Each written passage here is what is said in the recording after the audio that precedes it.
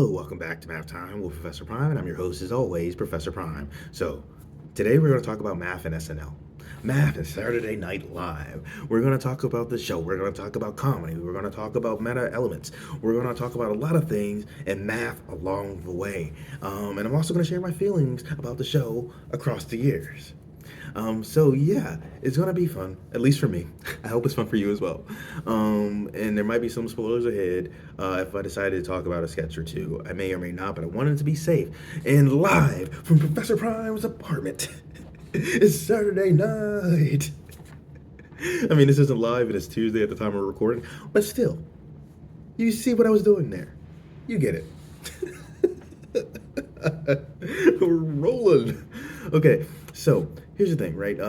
Saturday Night Live is in its 50th season, and they just had an anniversary special, 3 hour anniversary special, which pretty much like damn near everybody.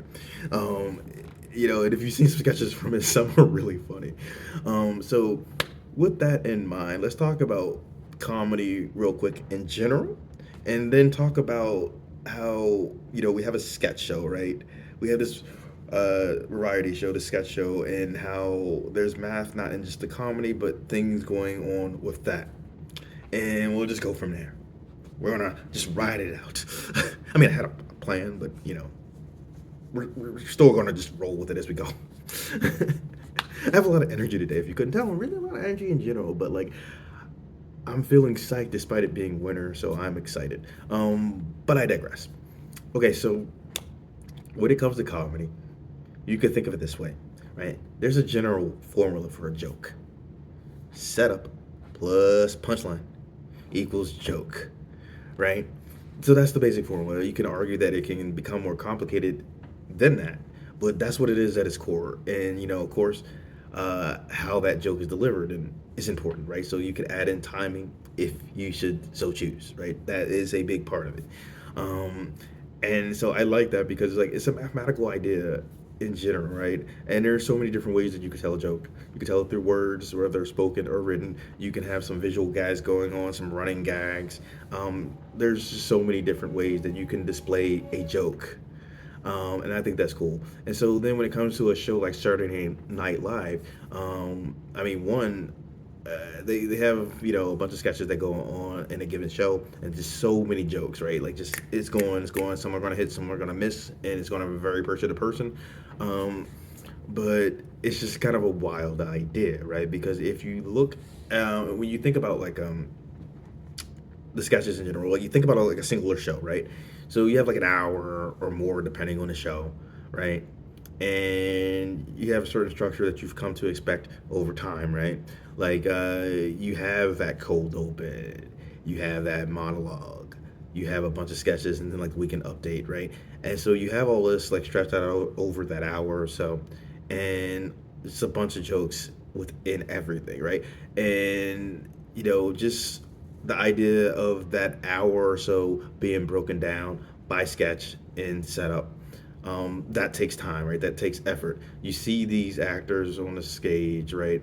They're doing their thing, and there's math um, in not only the jokes that they're telling, but how they're telling them, right? There's math in them using their voices, whether we're talking about volume, how they're breathing and controlling their voice to what they're saying, and so many other structures of sound that they're using to deliver that joke. And then you got to figure these actors, they're keeping track of their location in regards to everyone else, and also using that to help navigate the scene as well as tell the joke, right? Or jokes, get through that sketch. And then there's lighting, right? And then there's not only math and lighting and the angles that are being hit and all that, but just math and the idea of light in general. And I mentioned sound, there's math in that in general, right? Sound and light are both things that are inherently mathematical, as are their properties and how they're used. And so not only do you have this idea of light and color and how it's used, you have these sets, and there's math in these sets, how big they are, how everything is spaced out, constructing them in general. Not only that, if there's music involved, there's math in that as well. And so you have these characters, or see these actors playing these characters, wandering around the set, But and it's all deliberate. So I guess wandering is maybe not the right word, but you have these actors moving around the set, playing these characters, interacting with each other, telling the jokes that they're supposed to tell in the allotted time. And if there's a physical element of that joke, doing what they can to make sure that's right. And meanwhile, they're on this set that's been constructed. They have the lighting hitting just right. They have sound and editing that are going into everything that they're doing so that comes across crisp to you. And then on top of that, right, they're all wearing different costumes, and there's math in that. There's math in how those costumes are designed, how they're fitted to the individual actors, and the colors, you name it, right? Um, there's just math across the board and how everything is set up, and you might not think about that, but it's like you can't really get around math when we're talking about anything. We live in a universe full of motion and of various shapes. That's all mathematical, and I think that's cool. And so you have the beginning of things where it's like, hey, the basics is just to tell jokes, right? But then it's like, hey, you're telling jokes in a lot of time. You're telling, you're delivering those jokes in certain ways. Using your voice and your bodies and the set to deliver those jokes. And then there's math and everything and how it was constructed and how you're moving from scene to scene. And so you have an hour to do all this, and that's just like thinking about, a show. And there's like usually a musical performance, right? And going back to what I said earlier, there's math in music, right? Just on the virtue of it being sound, but like how songs are constructed, right? There's math in how all that goes, and math in the instruments, how they're designed, how they get sound across. And if you're playing live, there's a million things that can go wrong. So there's a lot of things that you have to consider in order to get that sound across to everybody. And so you have a million different things moving, right? And then you just have like, the camera work, right? Too, right? And that has to be on point. Just along the way. So, every angle is considered.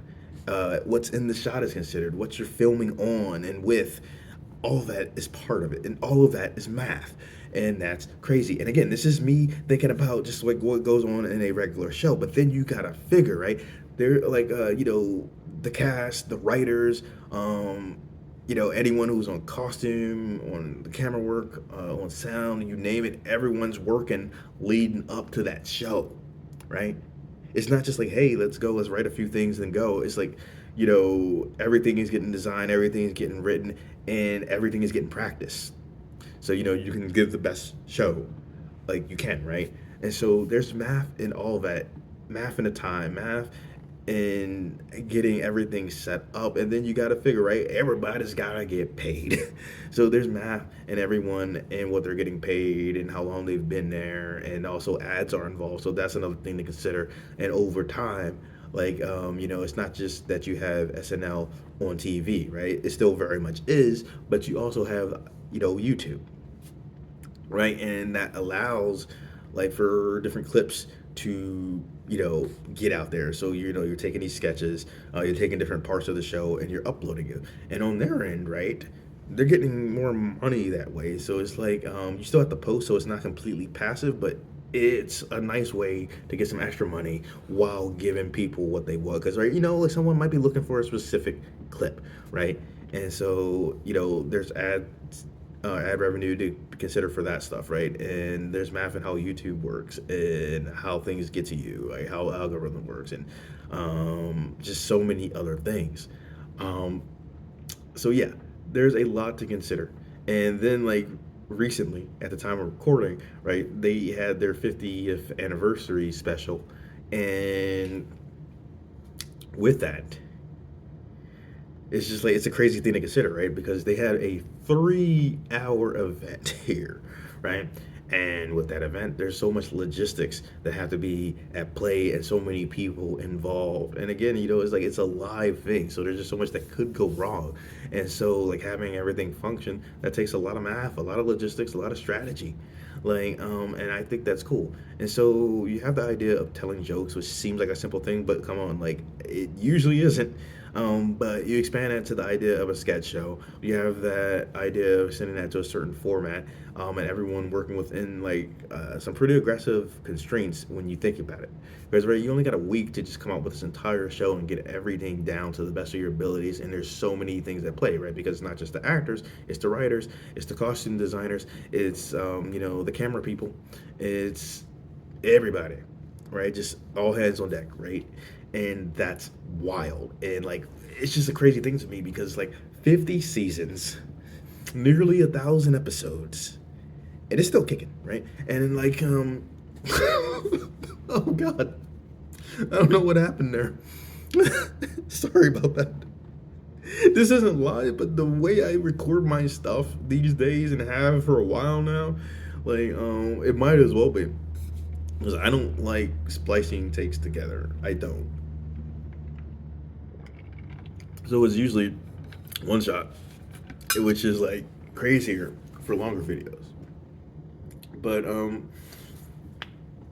where was I even going with this?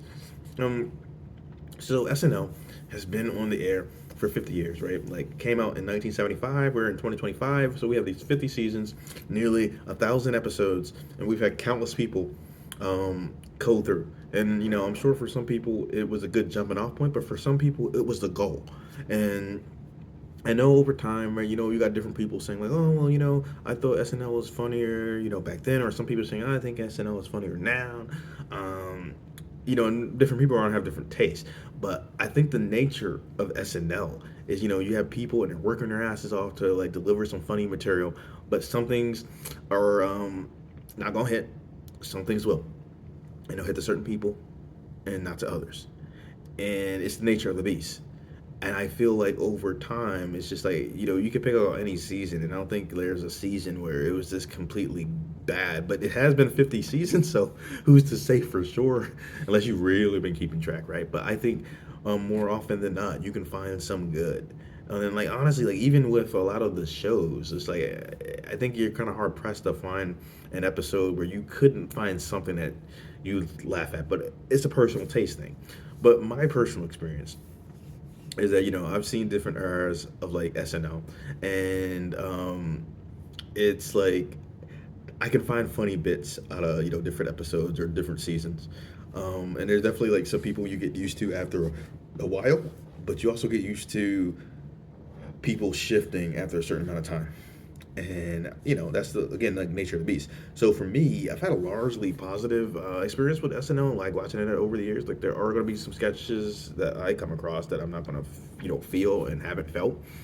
And yeah, so it can be a lot of things, right? Because there's some things where it's like, oh well, some people might find this offensive or that offensive, and that's more than fine, right? Because not everything's going to hit, and there's absolutely going to be some cases where, yeah, there might be some offensive material. And some of that is going to be lame and is going to get outdated, and some of that is still going to be funny. It's just, it's a personal taste thing, right? Like, so yeah, SNL has had like a crazy legacy though, because there's been so many people that have been on out there, right? And it's like it's just a wild thing. I remember though, like I knew it existed when I was a kid, like when I was like younger. But I was too young to like stay up. But I grew up in like the 80s, 90s, and 2000s, right? So it's like in the 90s, all that was big. I'm sorry, that's my ice maker, which I thought I turned off, but apparently not. But yeah, so I grew up on like all that among other shows, right? And so SNL was not like a super shock because like all that was pretty much SNL for kids. But then when I did get to SNL, there was like definitely some things that stood out. Because it was like back when I like I guess like I watch it like on and off, right? Or like I'll find some sketches or like look at some of my favorite ones. But back when I was getting, more into that, like back in the day, it was like kind of the era where you had people like Tina Fey and Amy Poehler, Maya Rudolph, and stuff like that. And then like with Kenan like Thompson, it's like it's a crazy thing because he was on all that, like and Kenan Thompson and like Kel Mitchell. Like that's quite a pair. And so then like eventually Kenan went on to like go to SNL and has been there for a long time, and like it's like a big part of that show, and that's awesome. And so it's just like really cool to like see different people come through. And then it's like if I'm watching like different shows, where it's like well maybe I tuned out of SNL for like a little bit, or maybe I just didn't see like this person or that person, or I wasn't too familiar with their work. It's fun to like see like hey this person was on there, or it's cool to recognize different people like popping up, because like there's different shows that like different SNL people have gone on to do, where they've had like a crap ton of SNL people like guest star, and that's been cool usually.